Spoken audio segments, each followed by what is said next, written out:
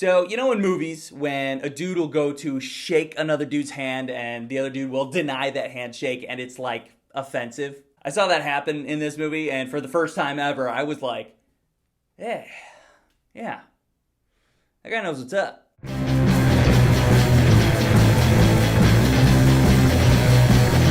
This movie is about the true history of Ned Kelly and his gang of outlaws. It takes place in Australia from like the late 1860s to the early 1880s. It's your classic tale of outlaws versus coppers, and the outlaws become national heroes? Or criminals? You be the judge. This movie's got a lot of heavy hitters as far as actors go, and all of the actors brought their A game. Basically, everything begins and ends with the mother of the Kellys, played by the immaculate Essie Davis. You might remember her from The Babadook, and just like in The Babadook, she's fucking perfect. The entire time she was on screen, I kept questioning myself, is she a bad mother? Or a great mother?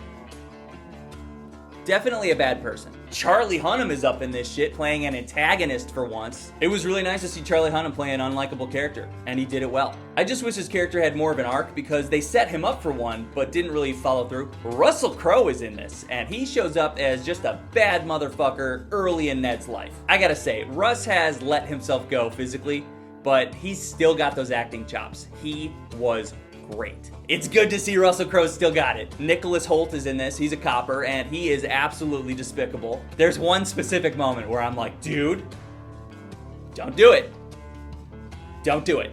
Despicable. This brings us to Ned Kelly, leader of the Kelly Gang and infamous outlaw. As an adult, he's played by George McKay from 1917. Performance-wise, as a character, he certainly was believable, but he makes this transition from I don't want to be a part of this, I don't want to break the law, to I'm fucking crazy. And it happens so fast that it doesn't make any sense story-wise. And for the rest of the movie, he's fucking nuts. And I'm left sitting there thinking, how did he become crazy? Why is he crazy?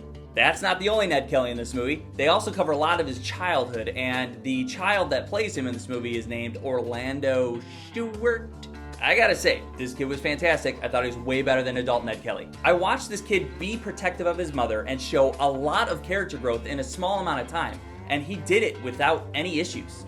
He was great. An issue that I have with kids in movies is that they don't have acting experience. So the casting director and the director have to bank on the kid's raw talent. Sometimes that works, sometimes it doesn't. And in the event where a kid sucks at acting, I find it very distracting and it pulls me out of the movie. Don't pick on child actors. Leave them alone.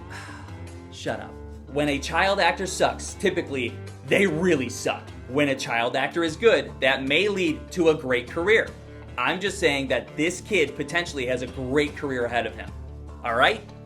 Okay, I thought that the first half of this movie was really good. Thought the cinematography was amazing. They've got these wide shots that just show off the Australian landscape. And the color grading itself is beautiful. In the beginning, the characters in the story very much complement each other. They do a good job at planting these seeds where you could see Ned growing up to be a ruthless killer and his hatred for the law. It's just not executed very well in the second half. About an hour into the movie, there's this point where the setup and the plot and the characters and everything that they established in the first half of the movie just starts to crumble. And the rest of the movie falls apart. I'm not sure how it happened, but the writing and the story structure just gets thrown out the window. Ned Kelly's character starts making these decisions that makes me think, is he completely stupid?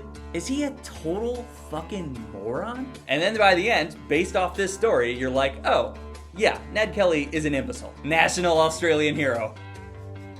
Complete moron. They have these plot points in the story where they just skip, and it confused me. At one point, Ned is discussing with his brothers, oi, let's build an army. And then he just has an army. And then at one point, no one's there. They do a really bad job at showing time progression. At some point, Nicholas Hoult is discussing how the Kelly gang is robbing banks, but they don't really show us at all.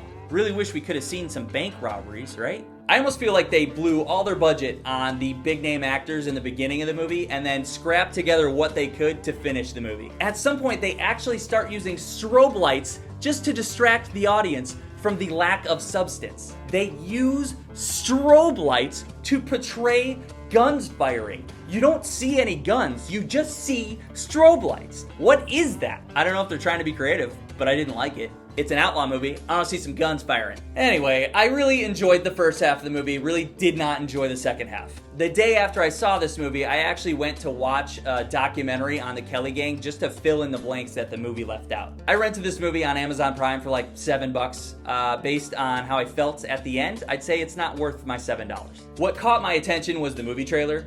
Go watch the movie trailer. Movie trailer's fantastic. Way better than the movie. I absolutely recommend the movie trailer. There's your movie review for a movie you've never heard of. See ya.